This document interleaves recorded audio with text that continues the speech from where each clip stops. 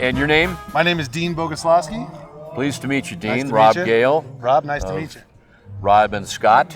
Oh, cool. Scott is in the right seat of the B-25 right now. My best friend Art from high school is also in the back. It's his birthday today, and he volunteers at the museum, and he said he was walking by, and they asked him if he'd like to jump in, so. I keep a flight suit in my truck, Oh, do you? just in case. But, so your best friend volunteers here. Huh? But He's a Black Hawk helicopter pilot, and he kind of runs a Black Hawk squadron here in Colorado Springs, so big aviation guy. yeah. I live at Edwards Air Force Base for most of my life, right there in Lancaster in the Antelope Oh, Valley. man. So Yeah, we get an you air got show to almost see- every day, you know. You got to see some exotic stuff. Oh yeah, it flies over. Skunk Works is right there. It's great. Yep. Yeah, it's great. Yeah. Well, that's neat, but thanks for sharing our So this is 250th amazing treasure. birthday. It's beautiful in there. Yeah, I refer to these things as national treasure, It is. and they really are. And some of them are so rare. That tiger cat back there is one of maybe 7 flying in the world, and we have 2 of them. Oh wow. But it's just, this is our happy place, but you know, if you got time on your hands, this is a fun place to be. And many of our wives love the fact that we have a place to come to. You know, gets us out of the house. We avoid hanging out in the pool hall or whatever else we might be tempted to do. But really, really appreciate you two coming out, even your camera shy friend over there.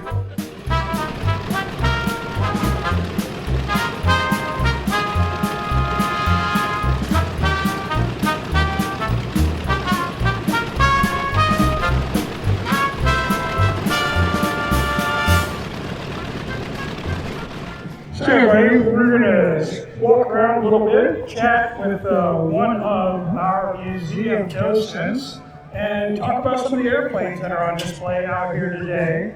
And the one that we're going to start, so Matt, appreciate you taking a few minutes to chat with us. So we're standing in front of the SB2C Helldiver. We know that this is an SB2C1, correct? It's the only one of its variant in the world flying today. Correct. There are two SB2Cs flying, but they are the SB2C. Which variant are they? I think they're Dash 5s. Okay, so the Dash 5s. So this particular aircraft came out of the swamp in North Carolina. Nope. This one came out of the lake in Washington. Sorry, Brewster, got him mixed up. Yeah, this one came out of Lake Washington. So why don't you tell me a few things about notable for you? So the Helldiver was really designed to replace, it was going to become the long-term dive bomber for the Navy. It was going to replace the Dauntless. The airplane got off to a rough start. The pilots call it the Beast.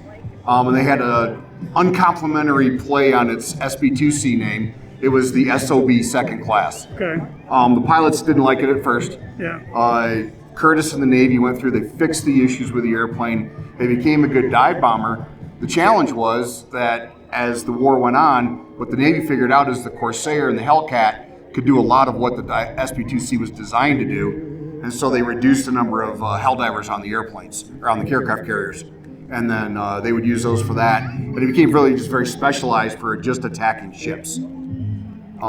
And they had a short service life with the U.S. Navy and the Marine Corps, and then they would end up flying with the French in Indochina.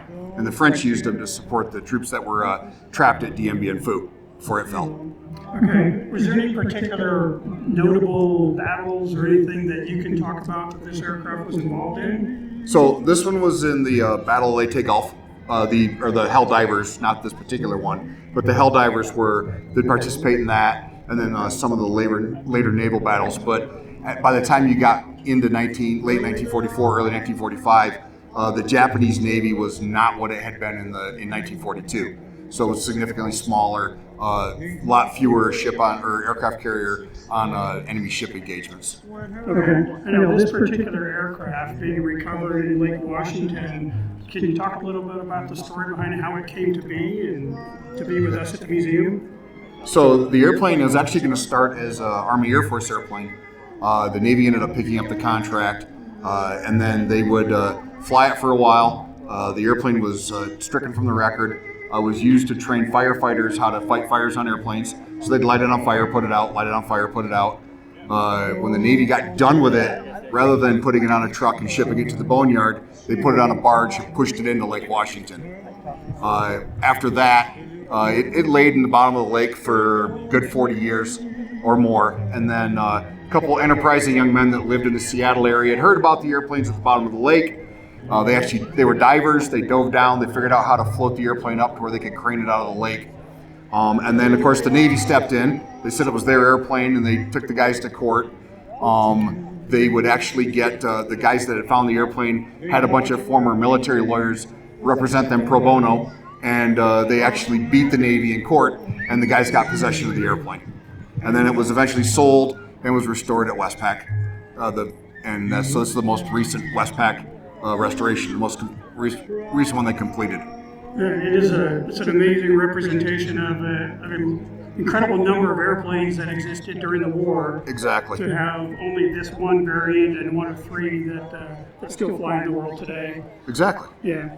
All right. Well, I really appreciate all the information. And everybody, if you have any questions, want to know something about the airplanes, please grab some of our docents that you see wearing the black shirts, walking around, and maybe they can answer a question for you. So thank you, Matt. You're welcome.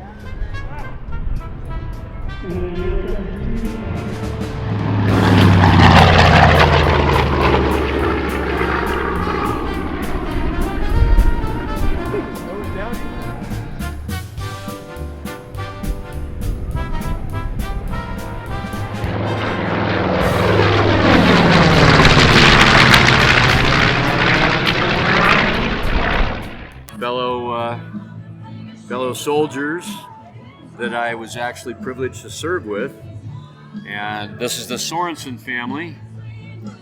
We got Wolf, Chris, Julie, and I know it's hard to miss you in the crowd. No, absolutely, Rob. I love coming out here. We love coming out here. This is a living museum.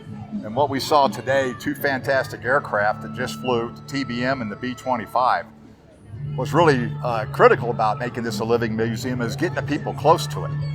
And this aircraft will crank up and you're only 25 feet away. And when it taxis in, the wing's coming over you. That's how close you are to the action here at the National Museum of World War II Aviation. It's absolutely phenomenal. We'll be back again next year and in between. I hope so, in between. And again, you owe me attendance at my fly day. I'm always at your fly days, Rob. I'm always at your fly days. No, it's splendid to see you guys always, but especially today, 250th anniversary of our republic. What a no better place to be here in Colorado Springs than this aviation facility right here. Yeah. Well, and the airplanes that saved civilization for us. Hopefully, we're running out of the guys who flew them, and gals. But we got the airplanes for them. Absolutely. Well, thanks a lot for allowing us thank to you be here guys. today. It's wonderful to see you. You bet.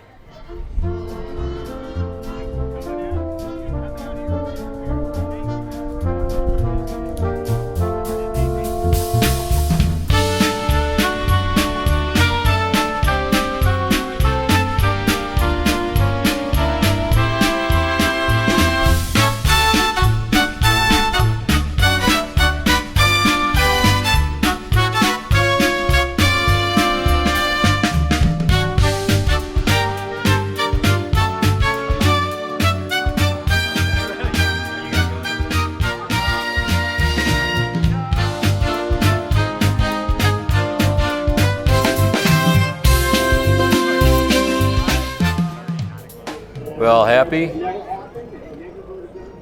Well, not only do we have somebody who earned his wings of gold, and so that already makes him special, but our friend Ken, and your last name, please? Green. Green? Yeah. Okay. Is there an E on the end of that or not? Yep. Okay. We want William to spell it right on the credits. But Ken Green here not only won his wings of gold, flying a T-28 Trojan, but he flew our T-28. Yep, that's right. And that's that's a special kind of qualification to tail hook that big radial engine. Well, I meant to bring my logbook today just to prove it, but I didn't. So. Oh. But I have it. You know, we're used to aviators lying, but not about flying. Yeah, right. You know, No. and particularly, you know, Friday night at the O Club. Well, that's another matter. That's a different thing entirely. Yeah. But to have somebody who flew our airplane, that's just ever so special. And you know, our docent Arnie Easterly, he said you'd come back to the flight line and a big old radial, and he said he felt like Pappy Boyington flying that airplane. That's right. They were not smooth. But, you know, they'd always got you home. That's what matters. Well, and a radial will do that. Yeah, that's right. And the getting home part. I remember you hear airplanes flying over from around people. I say, "Oh, that's a radial engine." And they say, "How can you tell?" Are you kidding me? It's pretty obvious. Yeah. And that is that's the real sound of freedom. Well, I had lots of radio. I mean, of course, the P28, but the P5 had 4350s, and so they were big. Oh, massive. Yeah, right. And okay, so that's the P5M. Right, P5M. Yeah. So that's twin or four? Two. Okay. The Navy ordered them, and they said we want a seaplane, and so Martin built them. Came back and said, "Okay, here's your airplane." And the Navy said, "You don't understand. We wanted a two-engine airplane." And they said, "Fine, whack, whack. Here's your two-engine airplane." So it was grossly underpowered, but yeah, because the weight's 75,000 pounds. So. Okay, that's where I was getting kind of confused, because I had seen some drawings of a four-engine right. Flying boat, and that airplane was a flying boat, right? No, it was a boat. Yeah, no, you had to have beaching gear, you had to have a seaplane tender, you had to have all kinds of things to actually operate it. So. Yeah, but I don't know. For everybody else, water landings were really adventurous, and for you, they were routine. Yeah, I know. We did it every day. So. Well, there's that old saying that takeoffs might be optional, but landings landings are required. Well, I'm lucky. My number of takeoffs equals my number of landings. And that's as it should be. Yep. So, setting up for the approach, are you just kind of letting her? Oh, yeah, it's pretty much a normal approach. Actually, landings in the seaplane are relatively simple. First of all, it's not a hard landing because the airplane looks like a boat on the bottom. Yep. And so you just come in basically straight and level and just lower it down and just hit the water. Well, that's in a protected anchorage or something. What about open ocean? Well, we could do open sea landing, but we were advised not to do it unless we had to, because the problem was, because it was so big, you get a pylon on one swell and a pylon on the other swell, and you got 75,000 pounds of airplane hanging in between. And so you had to be real careful when you did it. I've never done an open sea landing. I've done a rough water landing, but I've never done a real, really, open ocean. Yeah, real swells. Yeah, right. Yeah. Yeah. Well, and that's a massive airplane. I mean, we look at our Catalina and think she's big, and she is. Oh yeah, she is. But so the we're. P5 was twice that size. Oh wow. So 200 some wingspan. A little over 200. So all you kids out Smokes. there, if you haven't had That's the problem with a opportunity, two-engine airplane. what we refer to as If you lost an hangar engine, which was not two, there are unusual, three hangars on the north side of now the you're at airplane. one engine, which means you're in a descent. So One of the Yeah. two- Yeah. Pretty. it was a controlled descent. You were in a descent. Well, and you better hope you're near some You water. don't want to be, you don't want to be too far away from wherever you're going, because you're not going to get there unless you want to swim. Yeah. But so yeah, beaching gear. But I was saying earlier when we were chatting, one of the great aviation authors ever, Ernie Gahn, I just found out that's how he pronounced his name, said he was amazed because he loved flying and he loved sailing, and he said, how did I not put the two together and fly an airplane that'll land on the water? Well, we were based in San Diego, and so we landed in South Bay. Yeah. Well, the base was North Bay, so you had A lot of taxiing. You had to know the rules of the road because it's a busy, Oh, yeah. area, especially if you're coming in at night. And so, so we were almost, Well, you were mariners. mariners, almost. Yeah. Well, you naval officers, come on. Right. You know that whole port from starboard, Yeah, right. red from green thing. Yep. And at least at night, there probably weren't as many Right. There weren't as many boats sailboats out there. around. The problem we used to have on takeoffs is the speedboats used to try to keep up with us when we were taking off, and they're not supposed to be there, but they were. But once we got going, they couldn't. They didn't have it prepared. So what did that airplane draw sitting on the water? Well, again, depends on how much it weighed. Sure. And we were with passengers and pilots and crew and gas and all that kind of thing. Yeah, that But gas it- thing's kind of... Yeah, it wasn't really all that much. I'm just trying to think. From the keel to the pylons, the floats, Yeah. was probably 3-4 feet. Oh, yeah, so that's not too bad. And you said pylons, so those didn't retract like the Catalina. They were there forever. There was very few things that were mechanical on a P5. So. And then you later transitioned to the Lockheed Orion and Right. flew her. Yeah, got a lot of hours in the Orion. That's a great airplane. We would see them out at sea with an engine or two shut down just Right. to save. No, we used to shut down either one or two, depending on how far out we were and how much gas we wanted to save. Yeah, that's another great airplane.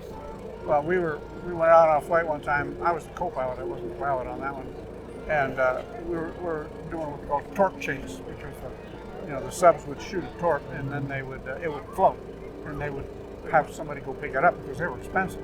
Oh yeah. So, and you did it at 1,000 feet, and so we're driving along on two engines, and they said, "Okay, here's one." So we banked, lost an engine. Oh no. So we're on one engine, and I'll tell you what, we probably didn't lose 10 feet because we firewalled the throttle. Now we had the older models, so Yeah. the new ones had bigger engines, but these were pretty good, Oh yeah. and so we just leveled it off and fired up the other three, and All's right with the world. everything was okay. No, and those. I mean, that's a long mission envelope usually. Right. Oh no, we were way offshore. I've forgotten how far it was, but we were probably 800 miles or something offshore. Yep. And we. Okay. Okay. All right. Well, Ken, the boss has spoken. Oh yeah, right. Well, Ken, Hey, listen, good to talk to you. thank you. Thanks for your And help. Thank you for serving so long and so well. 28 years.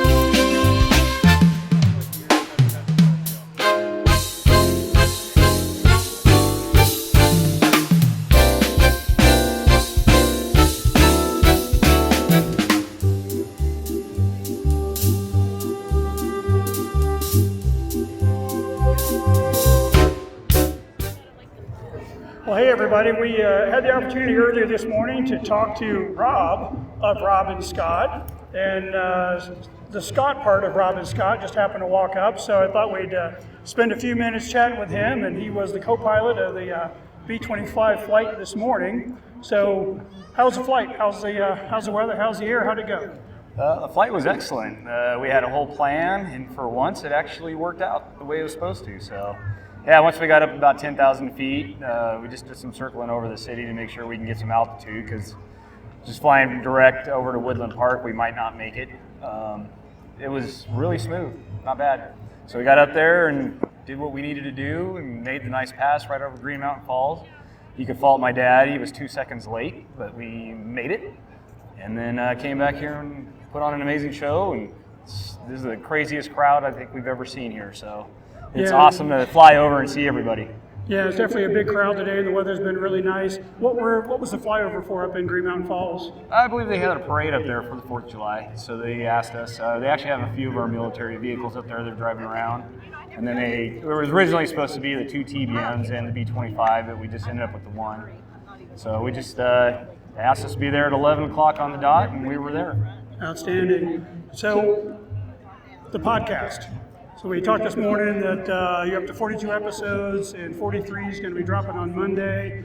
So do you have plans for the future, kind of what you're looking to do? Obviously with the growth of the pavilion, there's going to kind of be an internal capability. Can you talk a little bit about that? Yeah, they're talking about giving us a little bit of space in the new pavilion. So we're talking about putting up maybe an 8-foot mezzanine, and then the backdrop would be the entire pavilion. And then when you open the doors, you can even see across the Peterson. So we might actually have a permanent kind of studio, which would be great. It won't take us away from actually being out and doing remote podcasts, as you will, as we have been doing, where we can find somewhere to sit and talk to somebody. But no, it's been a wonderful experience, being able to just sit down with Rob all the time, and then, your son William, who's behind the scenes, but really an integral part of this whole thing. Yeah. I mean, we'd still be filming it on my phone, or not even filming it. We'd probably just be doing audio only, if it was just me and Rob doing it. So, we've come a long way in a very short time. It's a lot of trial and error,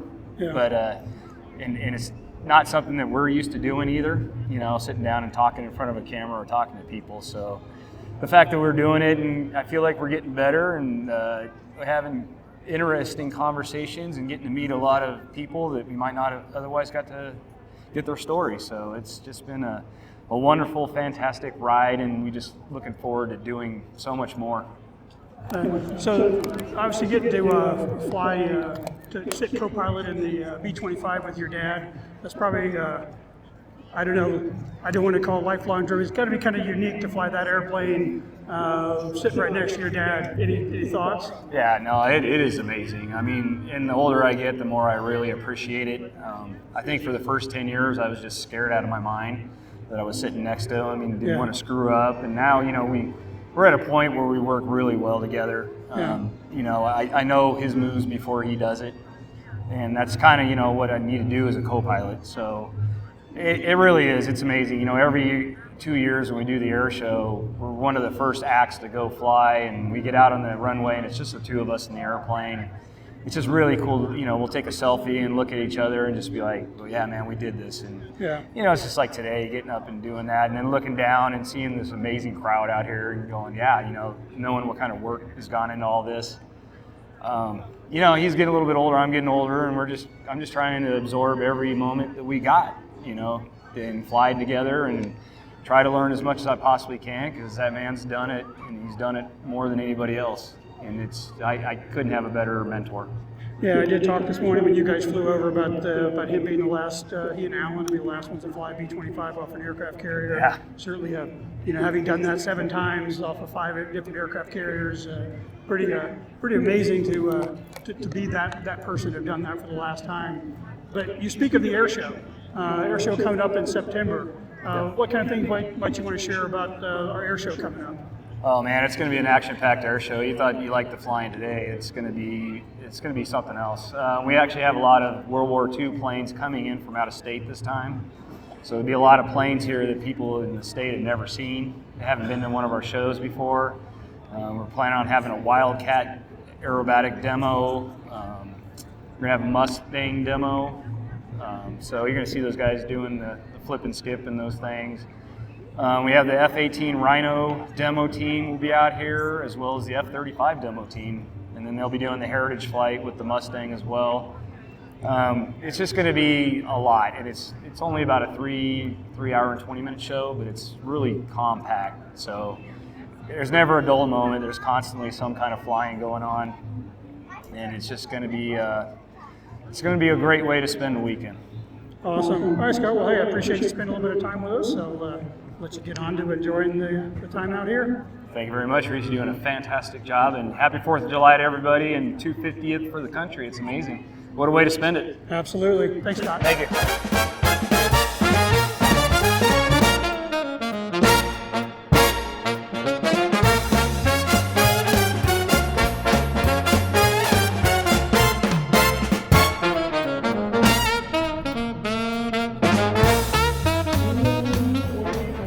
Talk about a few of the airplanes, and we talked about the fighter type or pursuit aircraft. So again, opportunity to chat with Rob and Scott of our podcast. I thought we'd talk a little bit about the training aspect of how they make their way into flying these pursuit or fighter aircraft. So we're standing here in front of the AT-6.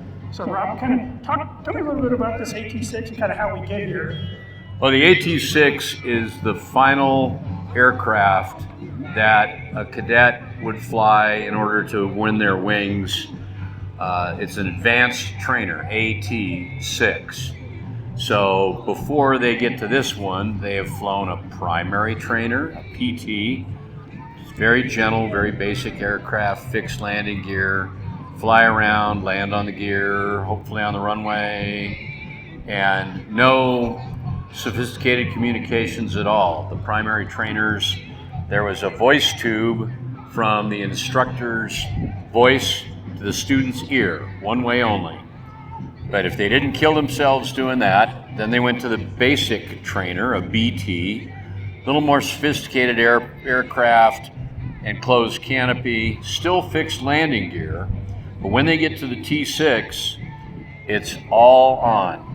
They've got to remember to raise the landing gear and, more importantly, lower the landing gear before they land. But this aircraft is fully acrobatic or aerobatic, depending on which phrase you want to use, and it's going to have radio communications, so you're going to have to do a lot of things. By that time, you should be able to do those things.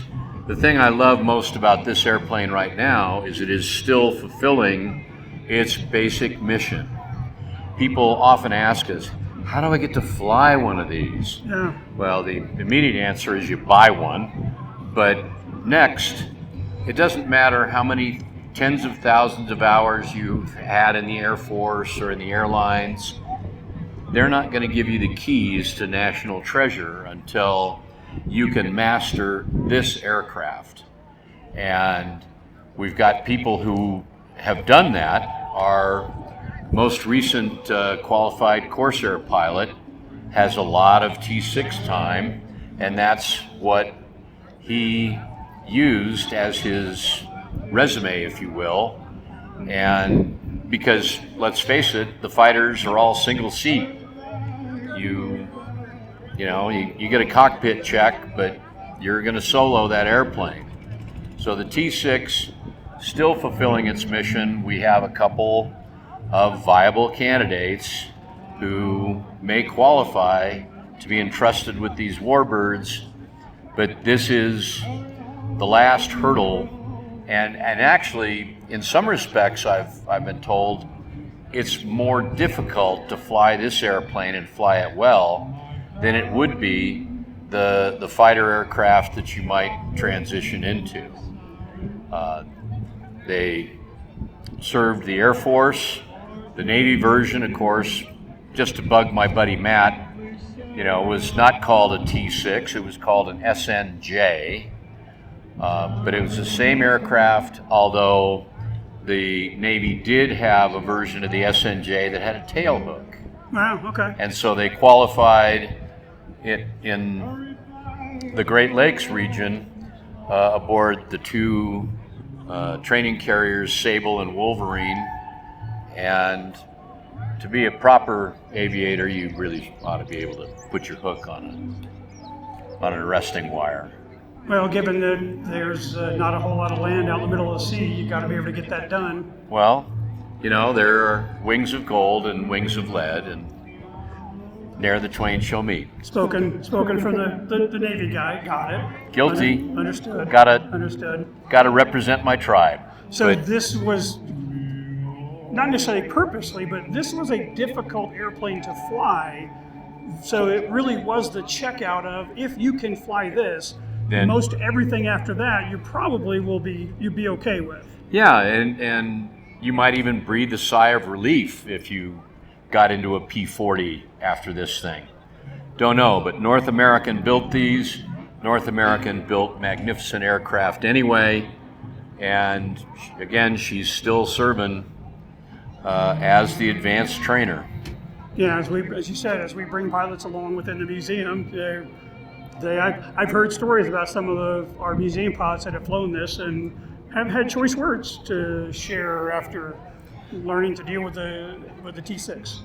Yep, but it's a beautiful aircraft. It's as close to a ride in a fighter as any of us are likely to get. Yeah. We can hang out on that rear canopy, and I frequently ask the guys who are flying it if they need some ballast back there. Right. Happy to provide a little lower center of gravity for them. So far, they haven't taken me up on it, but Yeah. I'm ever hopeful.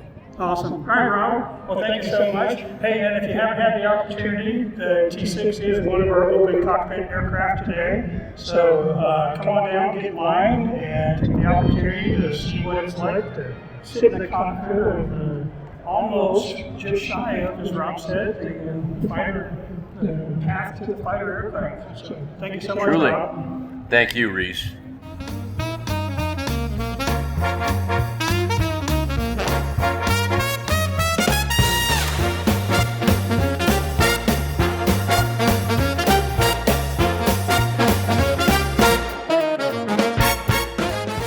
Aaron? And you? My name's Aiden. Aiden? Okay, I'm seeing a pattern here. Well, that's great. So, what do you think? Would that be cool to fly? Yeah, that'd be awesome to fly. We watch videos at home, and we just wish that we could do that. It's so much fun. Well, you know, we have videos of this very airplane flying on our YouTube channel. Really? Yeah. Our chief pilot just flew this airplane about a month ago. And now you see we've got two. Did you know they're sisters? They came off the assembly line one after the other. Really? How cool is that? And how old are they?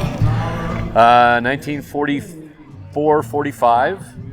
So let's do some math. That's about 81 years old. She looks pretty good for 81, doesn't she? Yeah, she looks great. Yeah, she's shiny. This airplane was actually a firefighter too, back after the war. Really? Yeah. So how did a firefight? Well, they fly over the flames and drop retardant or water. And the guy who right now is flying our Avenger for us is a firefighter. Is that right? Yeah, tomorrow he's going to be back off flying over fires and taking care of them for us. That's so cool. Pretty cool job, huh? And where did they put the fire tanks? Well, they had a belly tank under the airplane. I mean, she's so powerful. She could haul a lot of retardant. When I was your age, it's called borate. Great big orange stuff. It's amazing. So what do you think, Aiden? I really like it. I think it's really cool. That's great. So, love your shirt. Thanks for coming and sharing our treasure with us. Thank you.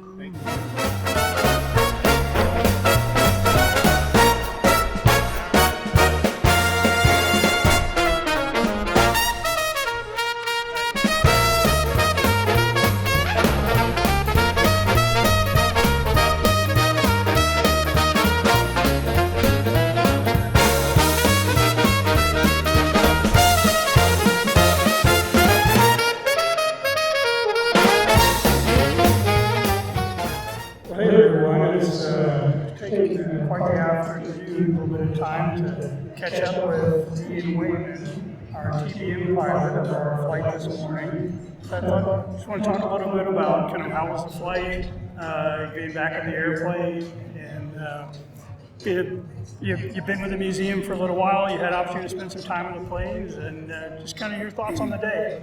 Well, flying the TBM My arm hurts when you're flying formation because it's really stiff on the controls.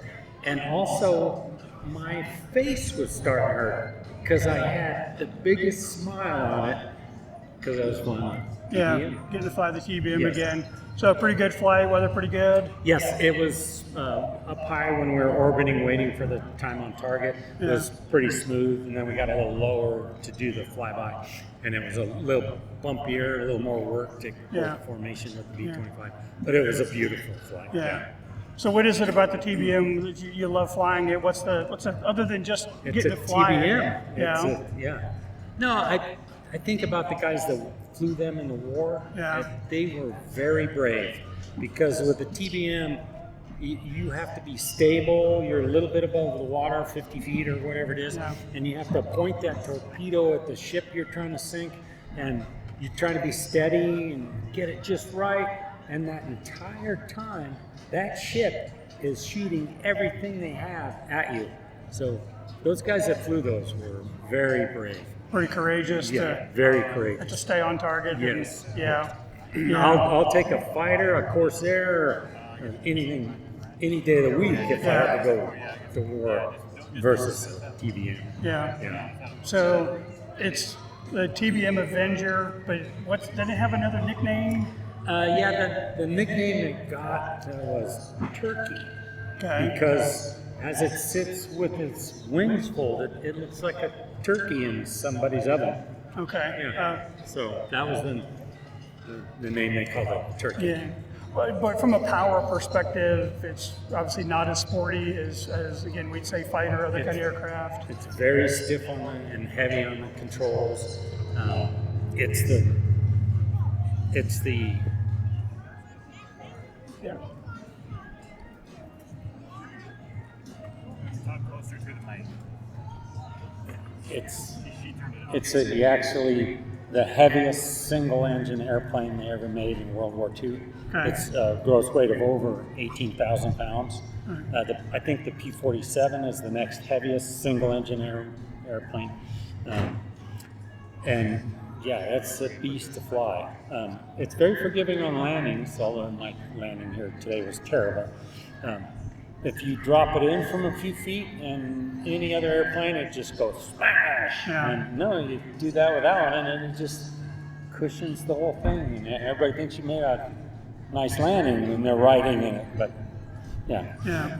So of the museum aircraft, which ones have you had the opportunity to fly since you've been here? I started out flying the PBY Okay. because I was the only person typed in the PBY when it showed up. I was fortunate enough, Bill got me typed in the TBM and then also the Tiger Cat. I've flown some of the smaller airplanes, like the Beech 18 and the Widgeon and whatnot. But type rating wise, the Tiger Cat is, I walked around 374 as a little kid. Right. And to have the opportunity to fly that is just mind-blowing, fantastic. Yeah, that's such an amazing story to have that gone full circle. But then you also, the steerman, you also brought the steerman to us. Yeah, my son Ian, his name is also Ian, but it's spelled I-A-I-N. Yeah.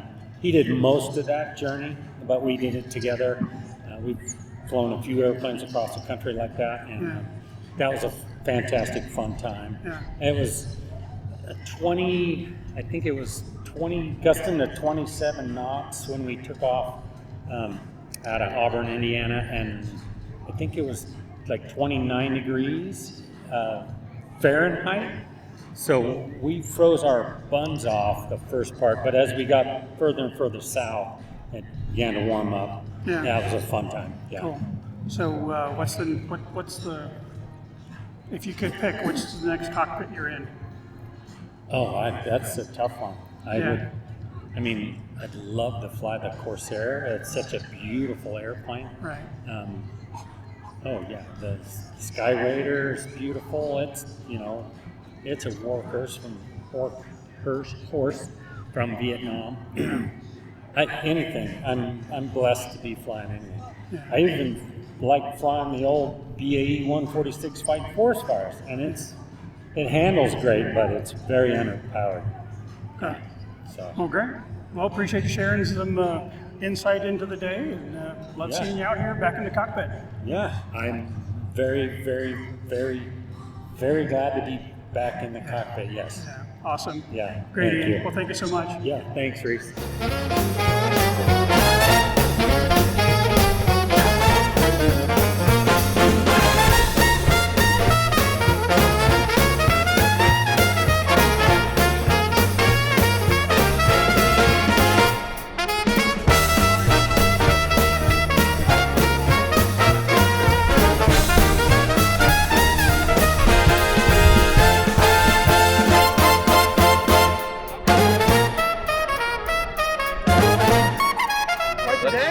Quite the day. I have no idea how many people here, but there were a whole bunch of them. Yeah. And thank you for throwing yourself on the grenade and being the MC. You bet. It was Because fun. I had a good time.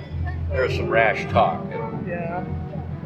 I wasn't gonna play, but that's okay. We've got weather coming in Yeah. and priceless airplanes going in. Yeah. Yeah, we got the chance to talk to a lot of people. This is their first time visits today.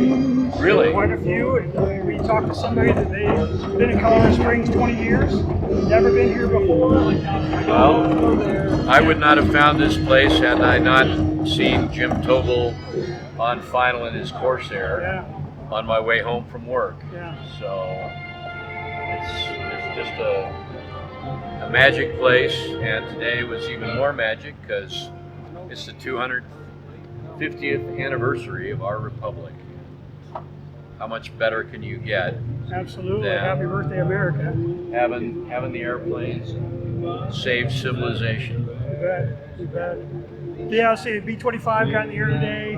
TBM got in the air today. You know, kind of, with a few of the people that we talked to, it kind of whet their appetite for the air show that's coming up here in September. Oh yeah. And just, amazed that this is a flying museum, that we have 28 airplanes that go in the air. And the weather turned out phenomenal. Yeah. Sort of kind of what we're running from right now. Well, and actually, hopefully it'll hold off a little bit. But no, talked to longtime friends and brand new friends. Just fabulous day. Really, really great, and very family oriented. Kids got to climb on airplanes, in the airplanes. We had that great flyover. We'll be flying the B-25 again in 2 weeks. In 2 weeks, for the fly day. For the WAF and WASP fly day. Presented by our very own. Strangely enough. Yep. I'm getting in touch with my feminine side for that. Hey man, you do what you got to do. Should be very interesting for people to appreciate what they did, because we couldn't have won the war without them. Oh, absolutely not. And I mean, there were slightly over 1,000 women military aviators qualified, but then the group we're talking about are slightly over 100. Really? I mean, you want to talk about special women. Yeah. These were really exceptional gals. But I think it's just about time for us to be stacking chairs. Absolutely. Or, getting out of the way at least. Yep. Get ahead of the weather. Yep. That's the plan. Thank you, sir. Absolutely. It's certainly my pleasure. Learned a lot today. And look forward to the next 4th of July. We look forward to seeing as many people as we can at the fly day and then the air show. Yep. That'll be great. Awesome. Thanks, Reese. Absolutely.